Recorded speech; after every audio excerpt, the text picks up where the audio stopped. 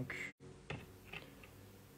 le fait de trouver sa voie, c'est avant tout une histoire de conscience de soi. C'est pas juste trouver une chose et dire ok, bon bah je vais faire ça et puis je verrai par la suite. C'est quelque chose qui est beaucoup plus ancré, beaucoup plus profond. Et c'est dans cette conscience de soi, lorsque justement on a conscience de soi, on va apporter beaucoup plus de clarté. On va apporter beaucoup plus de compréhension sur nos propres schémas. Pourquoi on veut aller dans une telle direction, ou plutôt pourquoi est-ce que on reste sur la direction que on veut. Autant dans le fait de trouver sa voie, et quand je parle de trouver sa voie, c'est la voie, le chemin, mais aussi la voie pour parler. Parce que lorsque tu trouves ta voie, tu es beaucoup plus conscient de toi-même. Dans le sens où tu prends ta place, tu oses dire les choses, tu oses prendre un pacte avec toi. Tu oses vraiment venir dans ton corps, en étant incarné complètement. Et véritablement, c'est ça le fait justement de trouver sa voie. C'est pas juste la direction, mais c'est à quel point je suis en écoute, à quel point je suis présent dans mon corps, et à quel point j'affine aussi mes intuitions. Juste essayer de chercher à l'extérieur quelque chose ne rend pas la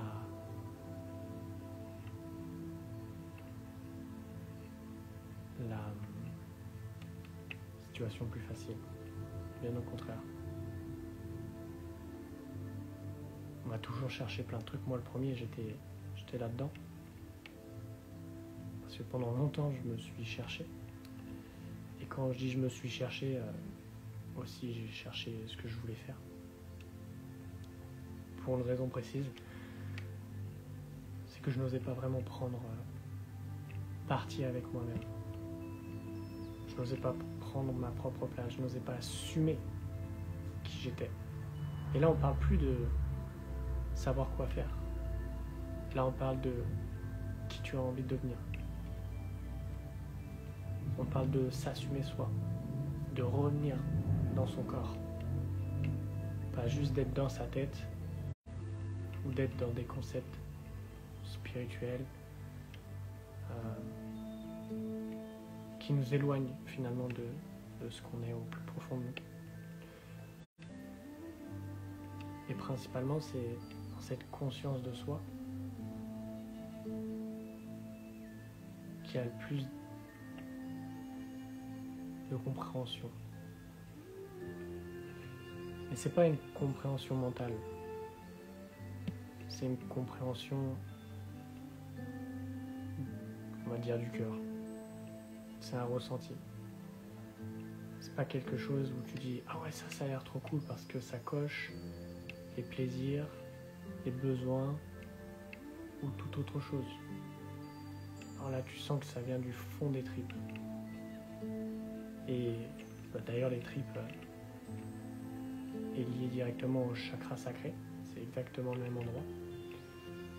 Et dans ce même endroit, le chakra sacré, le hara en japonais, c'est là où il y a la création. C'est à partir de là que tout part. C'est à partir de là que l'on peut créer des choses. Quand on dit qu'une chose vient des tripes, c'est principalement qu'une chose vient du plus profond de notre être. Hola Marc-Antonio. Et lorsque on expérimente justement cette phase avec soi-même de conscience, je dirais ultime, c'est précisément à cet endroit-là où tu sens que tu es là où tu dois être. C'est précisément là où, dans cette conscience de ce que tu es, dans cette conscience de qui tu es,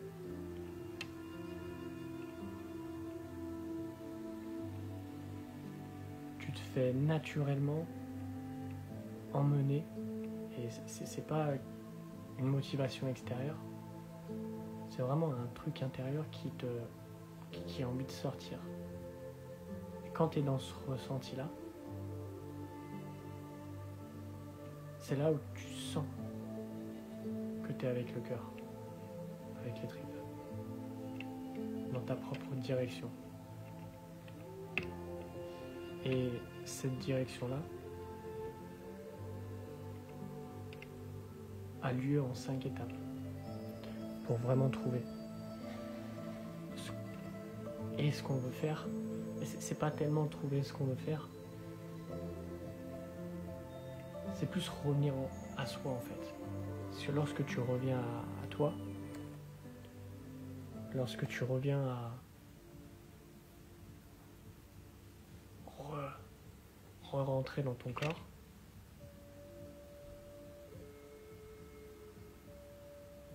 on va dire tout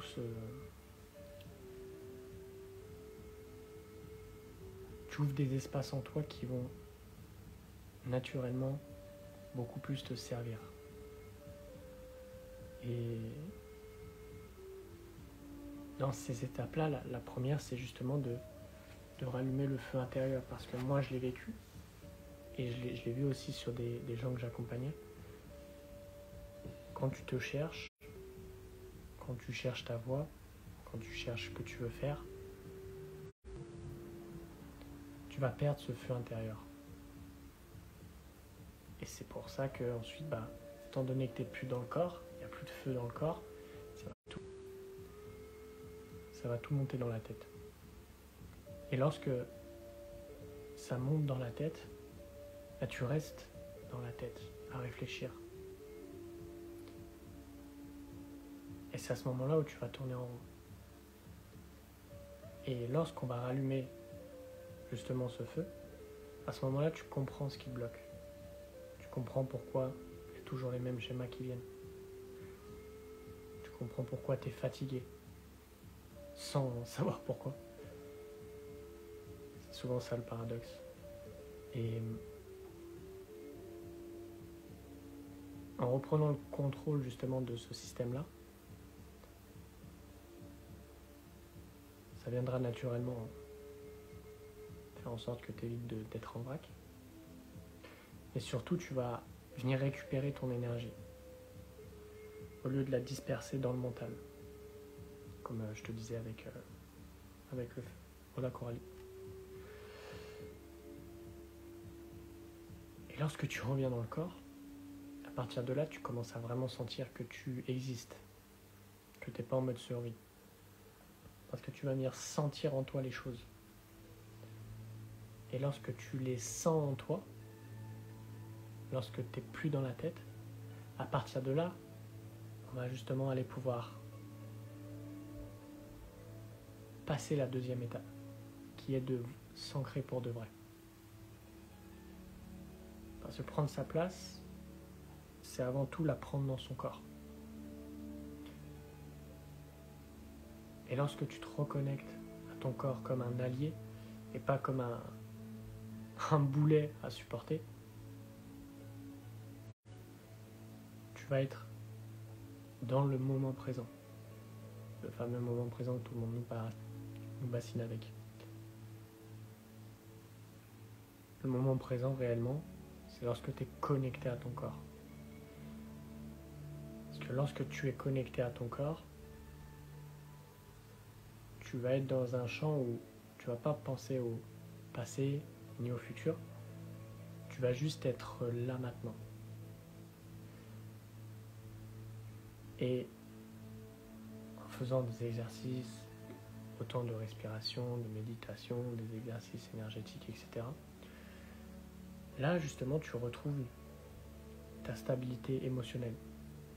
Si tu reviens dans ton corps, t'es pas juste dans la tête, tu vois. Même si les émotions sont dans le corps, ce qui fait qu'elles vont encore plus se déclencher, c'est lorsque l'on est trop dans la tête.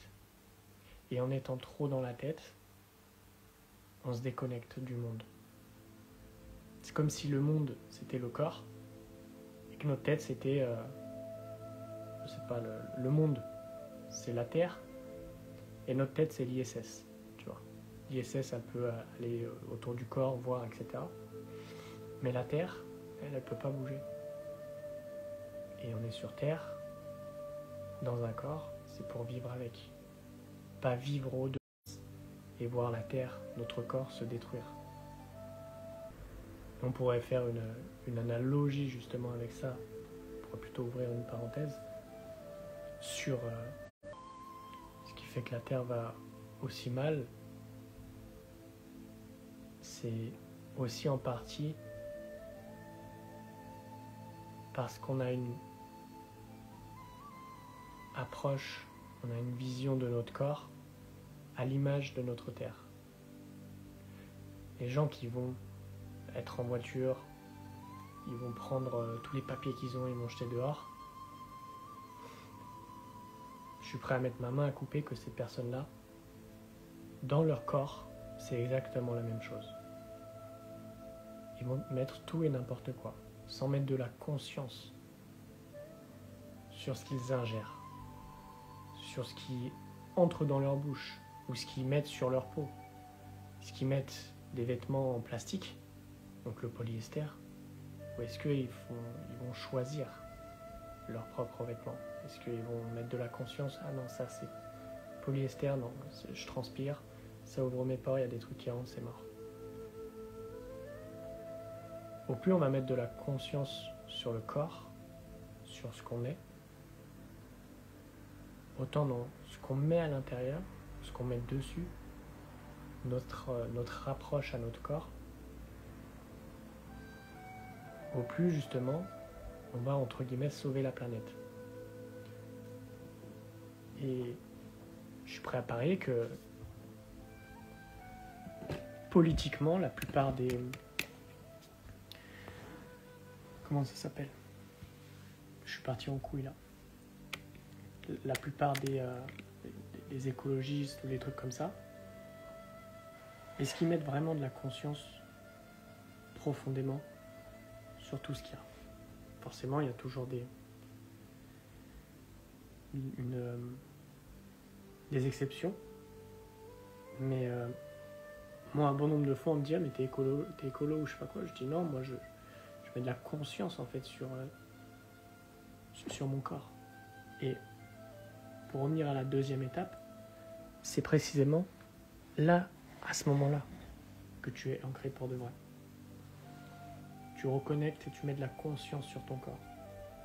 Et après, une fois que tu mets de la conscience par rapport à ce qu'on a vu, là, la troisième étape, c'est justement de venir affiner ces intuitions. Parce que les intuitions peuvent être influencées.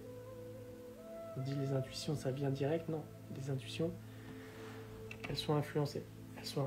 On va se dire c'est une intuition, mais derrière, quand on creuse la chose, c'est pas une intuition. C'est notre ego qui fait passer ça sous une forme d'intuition. Qu'on va ressentir une chose, on va se dire ah, je sens quelque chose là, c'est bizarre. Je comprends pas ce que c'est, mais je sais pas, je le sens pas.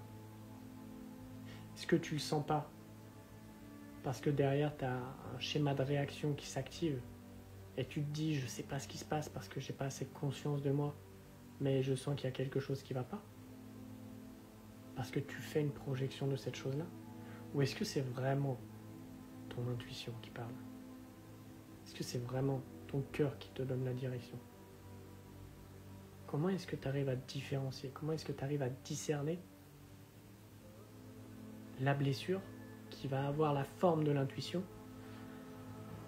et la vraie intuition? Donc cette étape 3, c'est justement d'affiner cette intuition-là. Et lorsque tu affines cette intuition, tu n'auras plus besoin de demander aux autres qu'est-ce que tu dois faire, qu'est-ce que tu devrais faire, c'est quoi ton avis sur ça. tu peux le demander simplement comme ça, mais toi-même, tu auras ta propre boussole intérieure. Et lorsque justement tu arriveras à discerner ces deux points, là tu seras capable justement ou plutôt, c'est pas tu seras capable, mais tu seras plus du tout en lutte. Parce qu'il y a forcément une lutte quant à la blessure qui prend la forme de l'intuition et la vraie intuition. Parce qu'il y a un système qui est en réaction et qui va dire non à l'autre. Et donc, ça va se confronter. Et en ayant affiné cette intuition, en retrouvant ton propre GPS intérieur, tu vas venir apaiser tout ça. Parce que tu sauras précisément ce qui se passe. Tu viendras mettre de la clarté sur ce que tu vis au quotidien. Et ça va t'emmener ensuite sur la 4e étape, qui est de vraiment clarifier ce que tu es venu vivre ici, dans ce corps, dans cet endroit précis du monde. Pourquoi est-ce que tu es né en France? Est-ce que tu n'es pas né au Bangladesh? Pourquoi tu n'es pas né au milieu de la guerre? Pourquoi ce moment précis, tu vois? Qu'est-ce qui s'est passé? Alors, ça peut être le hasard. Mais entre nous, je pense qu'on a dépassé ce stade de simplement que ce soit le hasard. C'est qu'il y a une réelle raison. Et cette réelle raison, c'est de la comprendre. C'est pas juste de chercher une étiquette. Ah, moi, je suis hypersensible, etc. Ou de chercher un métier. Ah, moi, je suis ça souvent, quand tu parles avec des gens, tu fais quoi dans la vie? Je suis boulanger. Je suis coach. Je suis thérapeute. Donc, en fait, en parlant du je suis, ils vont clairement s'identifier à cette chose-là. Le je suis, c'est ton identité. Et lorsque tu es dans le je suis, tu t'enfermes dans une identité. Et c'est cette identité précise qui fait que tu t'es enfermé toutes ces années et qui t'empêche véritablement de faire sortir, tu vois, ce qu'il y a dans les tripes.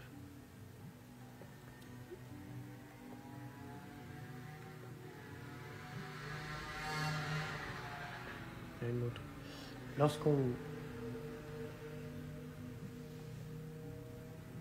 Je crois que il n'y a que en français où quand on demande qu'est-ce qu'on fait dans la vie, on répond en je suis, parce que le je suis c'est être en fait, c'est le verbe être. Et en anglais, je crois que c'est un truc où tu dis je fais. À la place de dire je suis boulanger, etc., juste tu peux raconter tu peux parler en tant que faire, parce que les actions que tu fais ne sont pas ce que tu es profondément. C'est deux choses à bien prendre en compte. Et justement dans ce faire, parce qu'il y a ce que tu es, ce que tu incarnes et ce que tu fais. Aujourd'hui, quand tu te balades dans la rue, beaucoup de gens, tu vois, il y a une dichotomie entre ce qu'ils veulent faire, au fond d'eux, et ce qu'ils sont. Ou plutôt ce qu'ils font et ce qu'ils sont. Parce que c'est précisément dans ce qu'ils... Plutôt, ils vont faire des choix de vie. Ça, je l'ai détaillé sur des centaines de pages dans mon livre. Ils vont faire des choix de vie en fonction de... On va dire d'une... Comment ça s'appelle? Je dirais une programmation, mais c'est pas le mot précis. Une forme d'héritage inconscient, on va dire ça. On va parler programmation, ce sera plus simple. Est-ce que beaucoup font ce qu'ils font parce que ils en ont envie, ou bien au contraire, c'est un peu le choix par défaut. Et combien de temps on va encore choisir ce choix par défaut-là? Combien de temps encore on va vivre une vie qui n'est pas la nôtre?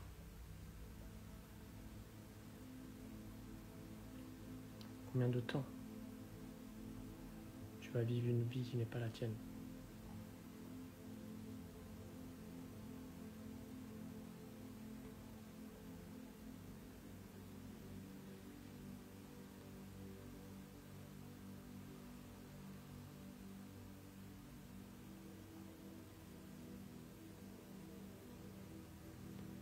Ne serait-il pas temps de venir incarner réellement ce qu'il y a au fond de toi, de faire émerger cette flamme, de la faire dans un premier temps vivre en toi, mais de la faire vivre aussi à l'extérieur. Pour avoir beaucoup plus de sens. Que ce soit dans tout ce que j'ai pu voir dans ma vie, la quête de sens, c'est ce qui est le plus important.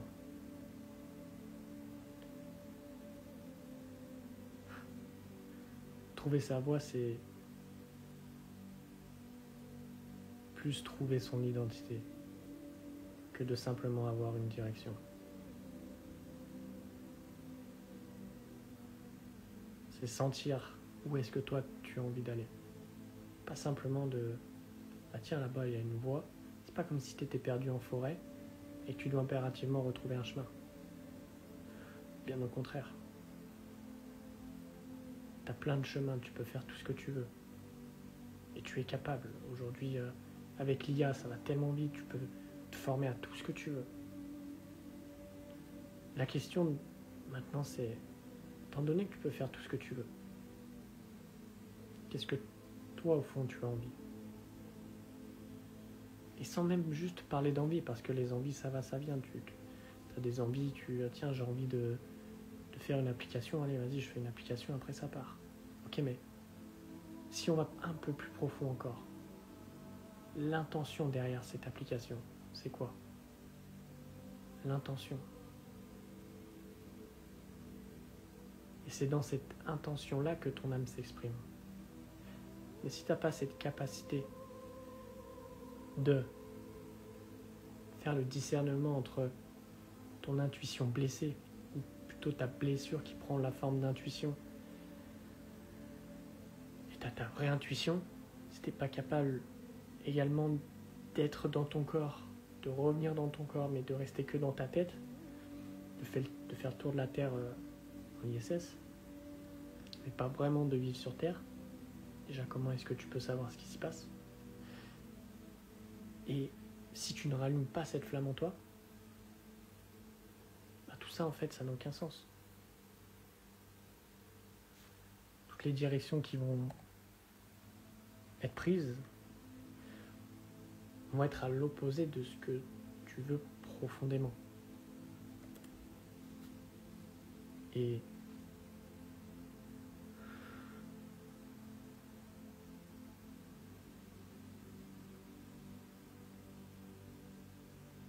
ensuite, en lien avec ça, tu as la 5e étape. Une fois que tu es mieux rallumé ta flamme intérieure, une fois que tu es revenu dans ton corps, que tu es ancré pour de vrai, que tu fais la différence entre ton intuition, ton GPS intérieur, et que tu arrives à le suivre, que tu clarifies véritablement ce que tu es venu vivre, maintenant il y a la phase ultime. Souvent la plus rédhibitoire. J'ai ce mot qui m'est venu, je sais même pas ce que ça veut dire.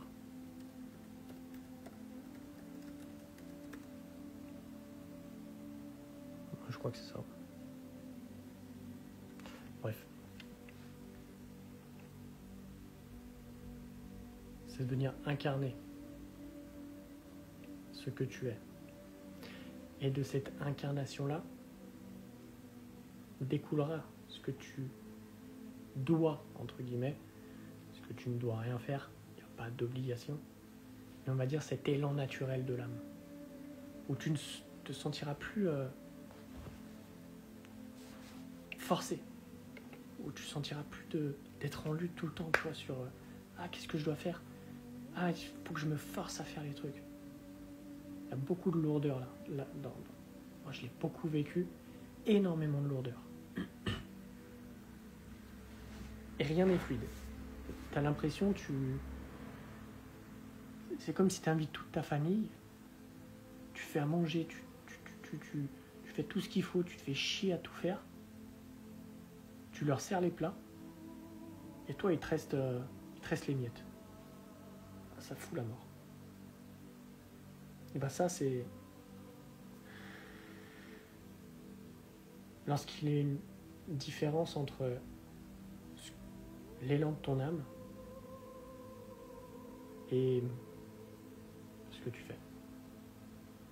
Parce que ce que tu fais dans cette partie-là, lorsque c'est compliqué, lorsque c'est dur, lorsque tu luttes, ce que tu le fais, mais pas d'un point de vue... Non, ou plutôt si je formule ça autrement, ton intention, c'est de venir combler un manque. Et dans cette intention de combler un manque, forcément, tout ce que tu vas faire, ça va être dur, ça va devoir lutter. Ça va pas être fluide. Parce qu'il y a de l'attente mise sur le résultat. Et cette attente mise sur le résultat, c'est précisément ce qui bloque beaucoup de gens à incarner vraiment leur propre voix.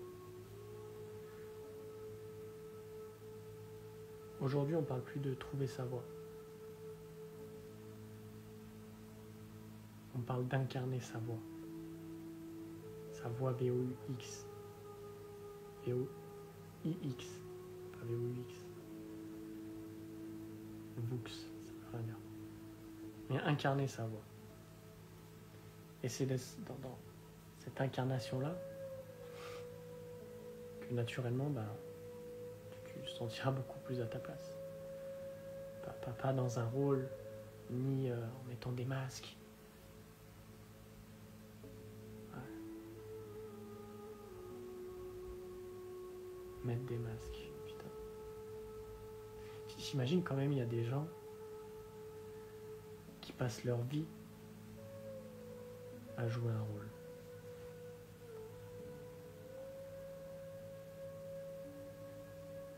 Quand a été la dernière fois où tu n'as pas vraiment joué de rôle?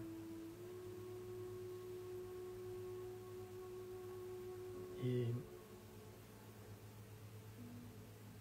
ça, précisément, ces étapes-là que je t'ai présentées, c'est un peu le process dans lequel j'ai créé justement mon dernier accompagnement là qui sort aujourd'hui. Et dans ces étapes, on vient justement faire en sorte d'incarner sa voix, d'incarner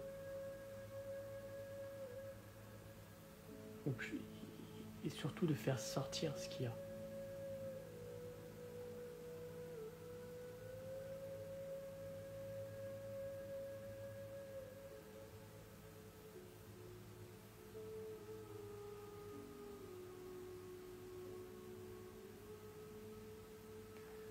Comment faire sortir une chose lorsque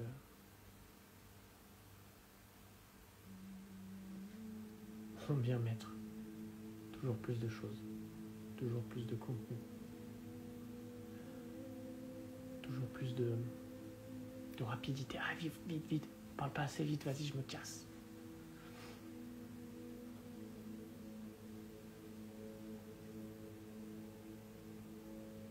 C'est dans le silence qu'émergent les réponses. C'est dans le silence que les meilleurs travaillent. Ceux qui veulent parler vite sont précisément ceux qui cachent le plus de choses.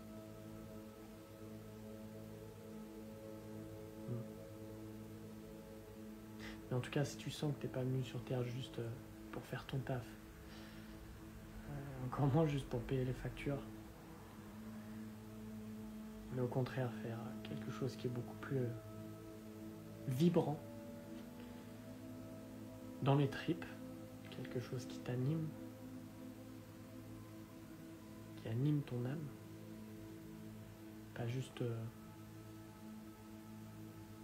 tes envies ou toute autre chose, que tout autant que moi, tu as une sensibilité très forte, des intuitions très développées, puissantes, mais que, comme moi au début, tu as du mal à utiliser ça, sans te cramer ou, on va dire,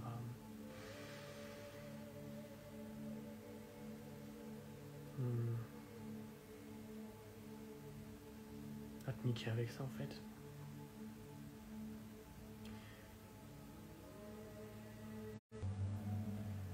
Et qu'il y a ce truc de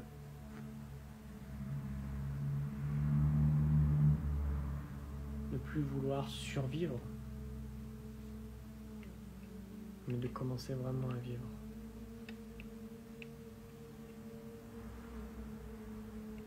Et tu vis quand tu t'incarnes vraiment, quand tu es profondément dans ton corps.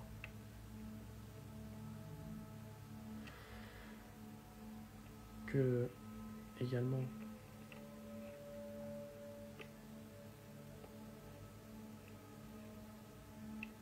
tu ne sais plus décrypter les signes. Tu as l'impression de voir des signes de partout. Moi, je voyais des signes de partout. Je me dis, putain, ça c'est un signe, il faut que j'aille là-bas. Putain, non, attends, qu'est-ce que ça veut dire ça? J'ai vu une chouette. Je tapais sur Google, c'est quoi la signification de la chouette? Ah, la chouette vous dit, ok, vas-y, je vais aller là-bas.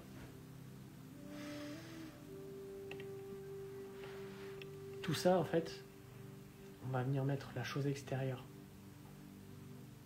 À l'extérieur, pardon. Et lorsque tu mets cette chose à l'extérieur, forcément,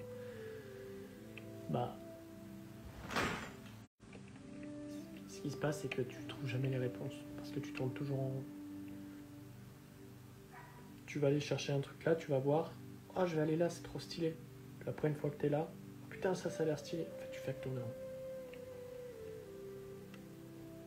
Et les signes, c'est exactement la même chose. Tu tournes en rond.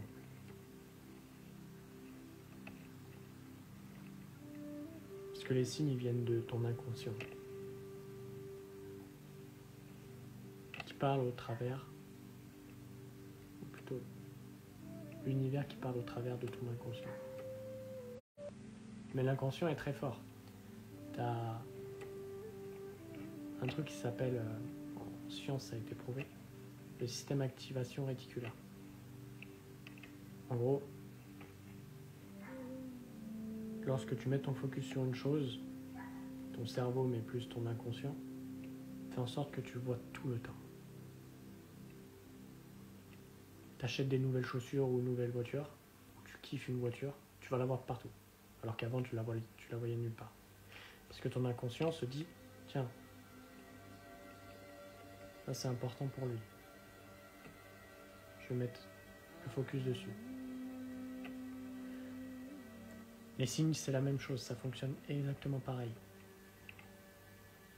si tu as toujours un signe qui revient, un numéro, peu importe, on va dire le numéro 8, comme ça ceux qui ont le numéro 8, ils verront un signe, ou pas.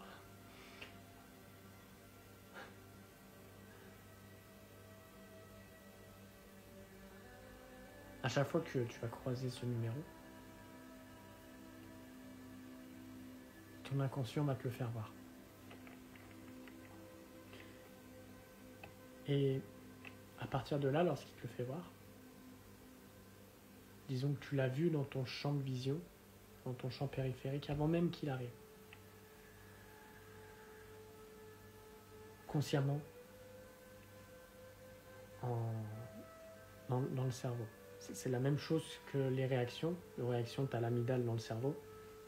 Tu vas te balader en forêt, tu vas voir une branche, tu vas sursauter, parce que tu as l'impression que c'est un serpent. Puis après, tu te retournes, tu dis, bah non, en fait, c'était pas un serpent, c'était une branche. Ça, c'est des réactions automatiques, archétypales, archaïques, qui font que, en fait, si ça passe par le conscient, le temps de réflexion, etc., ça va t'empêcher de... Enfin, tu peux mourir dans le principe du cerveau. Donc l'inconscient, il va directement shut down la conscience et il va faire une réaction directe en inconscient. Et c'est comme ça qu'aussi les gens ils restent bloqués dans des schémas répétitifs en lien avec les réactions parce qu'ils vont avoir tout un tas de blessures. Ça, j'en parle dans mon livre. Et c'est la même chose ici. Je sais de quoi je parlais. Des numéros. Ça veut dire que ton numéro, c'est en train de s'assombrir, hein. Ton numéro a été vu avant même que tu mettes de la conscience dessus, donc ton inconscient va dire c'est important pour lui. Ce que je vais faire, c'est que je vais lui mettre en conscience en fait. Dans beaucoup de cas, c'est ce qui se passe. Après, il y a d'autres types de cas qui sont plus rares, mais c'est ce qu'on appelle les synchronicités. Où tu vas aller au théâtre, tu vas avoir un numéro. Tu vas aller à un autre endroit, ça sera pile poil le même numéro. Tu vas aller te garer sur une place de parking, encore le même numéro. Là, c'est pas ton inconscient, mais c'est autre chose. Mais justement, dans cette autre chose-là, il y a cette capacité de décrypter qu'est-ce que ça veut vraiment dire. Et s'il n'y a pas ce discernement entre la blessure qui prend la forme de l'intuition et l'intuition elle-même, ça devient beaucoup plus complexe de savoir précisément ce qui en découle.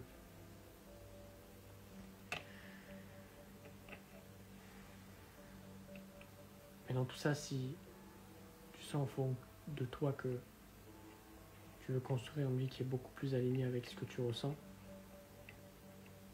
et pas plutôt de ce qu'on attend de toi, c'est précisément ce qu'on voit dans... C'est précisément ce qu'on voit dans Dojo. Je mettrai le lien dans la bio, je crois que je ne l'ai pas mis encore. Et on va venir entrer dans le corps. Entrer dans ce qu'on est au plus profond. C'est pas simplement une voix qui va t'être donnée. C'est que dans un premier temps, tu vas la trouver. Mais la trouver, c'est le point de départ. Ensuite, il y a le fait de la pratiquer. Et c'est encore une autre chose. Et tu peux entendre voix V-O-I-E ou V-O-I-X. Les deux sont exactement dans la même... sont pareils en fait. C'est la même chose.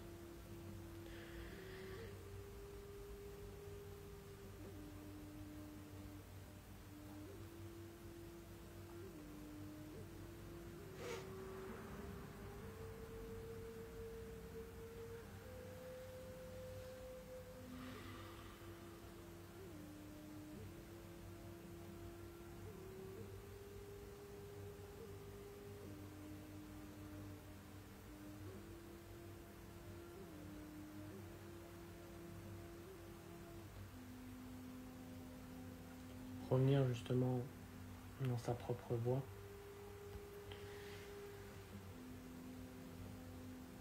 C'est être à l'aise avec le silence. Tu ne peux pas être dans ta voie si tu essayes toujours de combler le silence. C'est précisément là où viennent vraiment les choses. Et donc, dans l'accompagnement, justement, on est sur 2 lives par semaine pour en revenir à ça. Et il y en a un où ça va être pratique, exercice de respiration, méditation, pratique énergétique par le corps, pas des pratiques énergétiques qui vont trop loin, trop perché. On reste dans le corps, pas besoin d'aller plus loin en fait. Il n'y a rien de plus qui en découlera à aller trop loin. Ça, je l'ai vécu. Je suis allé loin, très loin. Il ne s'est rien passé de plus. Rester dans le corps, c'est ce qui est le plus important. Et après, tu vas avoir étape par étape un écosystème qui va te permettre justement de venir pas juste comprendre, mais réellement sentir et incarner la chose.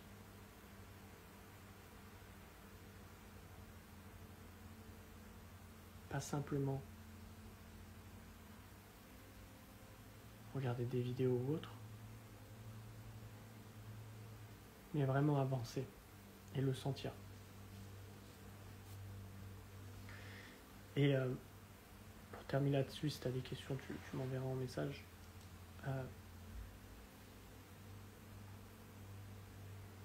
Ce que je veux précisément, c'est surtout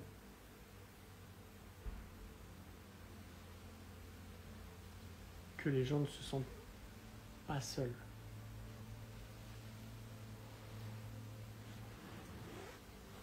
C'est une chose dont j'ai beaucoup souffert. Parce que forcément, quand tu te sens seul, t'as pas envie de... Enfin, tu rentres dans une forme de cercle vicieux où au plus tu te sens seul, au moins tu as envie de voir les autres. Parce qu'après, tu as toutes les réactions des blessures qui se passent, etc. Et en fait, tu finis par t'enfermer toi-même dans ta propre prison que tu t'es créée toi-même. Et lorsque tu fais sortir les choses, lorsque tu parles vraiment, que tu ne gardes plus ça en toi, tout ce qui va en découler par la suite fera que tu ne te sentiras plus seul. Autant dans ce que tu peux vivre. J'ai eu des témoignages de personnes qui vivaient des choses assez particulières. Mais cette écoute, ce non-jugement et cette capacité aussi d'apporter des solutions ont fait que elles se sentent hyper à l'aise après. Elles se sentent écoutées, vivantes. Je crois qu'on a vu l'éclair sur la vidéo. Et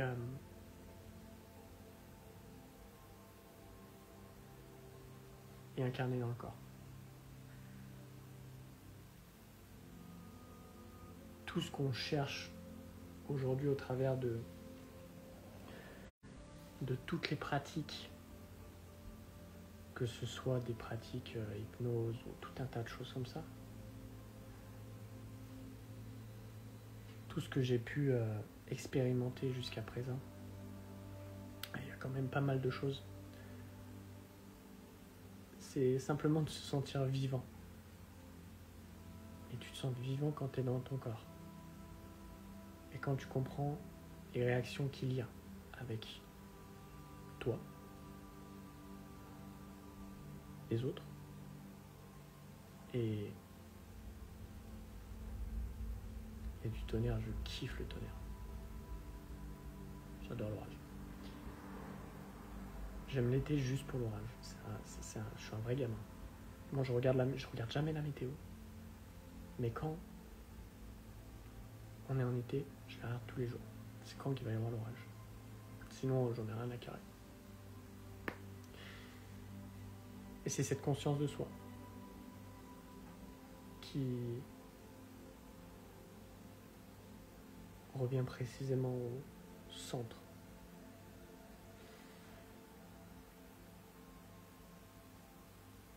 Ça fait plus de 10 ans que j'étudie l'humain. Et je peux te dire une chose, c'est qu'aujourd'hui, les gens ne cherchent pas à trouver une voie. Ils cherchent à trouver qui ils sont. Sauf qu'ils pensent que c'est en trouvant la voie qu'ils vont trouver qui ils sont. Et au-delà de trouver qui ils sont, parce que t'as beaucoup de personnes qui s'enferment là-dedans, la moitié de leur vie, je l'ai vu dizaines et des dizaines de fois en accompagnement, souvent le profil abandon, où les gens vont donner de leur personne, ils vont tellement donner de leur personne qu'ils vont s'oublier eux-mêmes. Et lorsqu'ils s'oublient eux-mêmes, forcément, tu connais par cœur ce que l'autre veut, mais tu sais même pas qu'est-ce que toi tu aimes. Pas simplement dans tes goûts et tes couleurs, profondément. Tu connais même pas tes besoins ni tes valeurs. Et c'est ce qui fait que beaucoup se sentent perdus.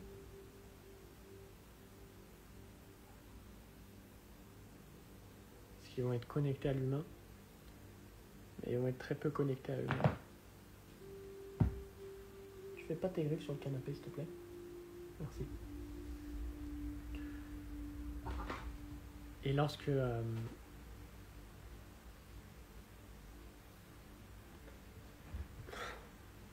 c'est bon? Lorsque tu es connecté à ton corps, tu n'as pas besoin de chercher plus. Parce que tout ce que tu cherches est à l'intérieur. Si tu cherches à libérer les émotions, c'est à l'intérieur du corps. Donc c'est par des pratiques, justement, qu'on voit dans l'accompagnement, des pratiques qu'on vit ensemble, qu'on vit en communauté, pour venir libérer ça. C'est aussi de se sentir en vie. Ça claque dans tous les sens avec le vent et tout, c'est incroyable. C'est lorsque tu te sens en vie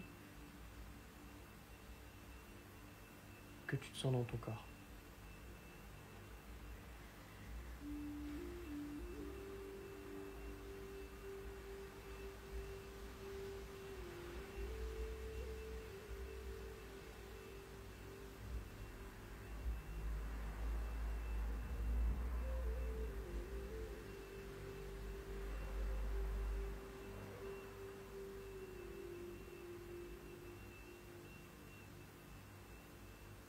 Et dans ces moments d'écoute de soi.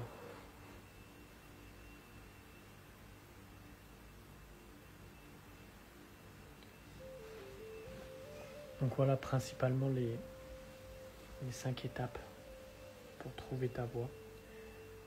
Je voulais te parler de l'accompagnement, mais je t'en ai parlé un peu, mais je te mettrai le lien en bio si tu veux aller voir.